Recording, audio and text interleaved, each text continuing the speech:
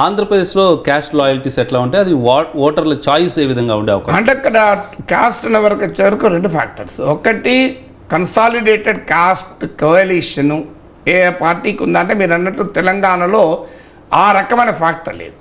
అందువల్ల caste factor 2 రకాలుగా వచ్చాడు. ఒక్కొక్క పొలిటికల్ పార్టీ వెనకాల ఒక కాస్ట్ బేస్, ఒక సోషల్ బేస్. ఇప్పుడు మీరు కర్ణాటకలో ఉందనుకోండి, బీజేపీ వెనకాల లింగాయతులు, మీకు జేడిఎస్ వెనకాల ఒక్కలిగాలు, ఇలా ఒక కాస్ట్ బేస్ ఉంటుంది. ఇప్పుడు మనకు ఆంధ్రప్రదేశ్లో టీడీపీ వెనకాల కమ్మాసు, వైసీపీ వెనకాల రెడ్లు, ఇలా ఒక కాస్ట్ బేస్ కాపులు.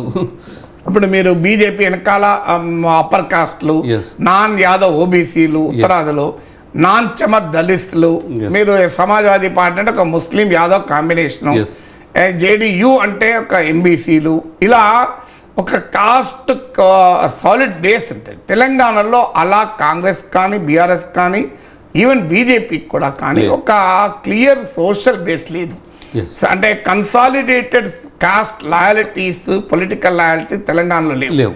ఆంధ్రలో మాత్రం అది క్లియర్గా ఉన్నాయి. ఇప్పటికీ కూడా జగన్కి వస్తున్న మేజర్ అడ్వాంటేజ్ ఏంటి అంటే ఒక బలమైన సోషల్ కోalition. ఎస్సీ, ఎస్టీ, ముస్లిం, మైనారిటీ, అందులో ఎస్సీ మాల 80% మీకు జగన్తోనే, 80-90%. రెడ్డి ఓవర్వేమింగ్గా వైసీపీ వెనకాలే. ఇప్పుడు ఏమైనా కాంగ్రెస్ పార్టీ కనుక తెలంగాణ ఫలితం తర్వాత పునర్జీవం పొందితే జగన్మోహన్ రెడ్డికి వచ్చే పెద్ద ఛాలెంజ్ అదే రాబోతుంది. కాంగ్రెస్ కనుక 5-6% కనుక ఓటింగ్ తెచ్చుకుంటే జగన్మోహన్ రెడ్డికి మేజర్ ఛాలెంజ్ అవుతుంది. ఎందుకంటే ఈ రెడ్డి సెక్షన్ ఏమైనా కాంగ్రెస్ వెనకాల వెళ్ళినా, ఎస్సీ ఎస్టీ సెక్షన్ కాంగ్రెస్ వెనకాల వెళ్ళినా, వైసీపీ అసంతృప్త నేతలు కాంగ్రెస్లోకి వెళ్ళినా, సో జగన్మోహన్ రెడ్డికి ఒక 5%-6% ఓటు మైనస్ అయితే టీడీపీకి లాభం అవుతుంది. అలాంటిది ఏదైనా చేంజ్ వస్తే తప్ప ఈ సోషల్ బేస్ బలంగా జగన్ వెనకాల కన్సాలిడేట్ అయి ఉంది.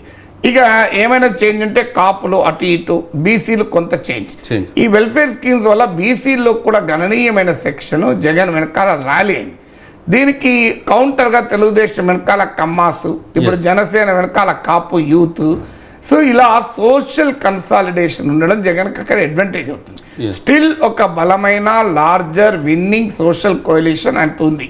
సో ఆ కోalitionకు డెంట్ పడకుండా జగన్ ఓడించడం సాధ్యం కాదు. సో ప్రతిపక్షాలు ఎంత మేరకు డెంట్ కొడతాయని చూడాలి.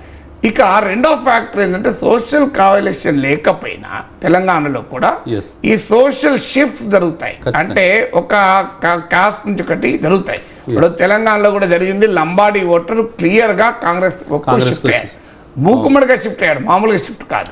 సో మీకు ఇంకొక సెక్షన్ షిఫ్ట్ అయింది ఏంటంటే మీకు ముస్లింలో కూడా ఒక కన్సిడరబుల్ సెక్షన్ మారారు. రెడ్డీస్ క్లియర్గా కాంగ్రెస్ వెనకాల కన్సాలిడేట్ అయ్యారు.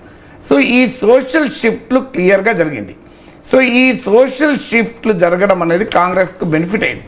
ఈవెన్ బీసీలో కూడా ఇప్పుడు లోక్నీతి సిఎస్డిఎస్ స్టడీ ప్రకారం యాదవులు గౌడాలకు కూడా కాంగ్రెస్ షిఫ్ట్ అయిందని అంటున్నారు. సో మిగతా కాస్ట్లు కాలేదు కానీ ఈ 2 కాస్ట్లు అయ్యాయని. సో అదే నిజమైతే బీసీలో కూడా ఒక పెద్ద సెక్షన్ షిఫ్ట్ అయినట్టు. సో ఆంధ్రప్రదేశ్లో ఈ షిఫ్ట్ జరుగుతుందా? కనబడుతున్న షిఫ్ట్ ఒక్కటి కాపులే కనబడుతుంది. మిగతా వాళ్ళు ఎవరు అంత పెద్దగా షిఫ్ట్ అవుతారా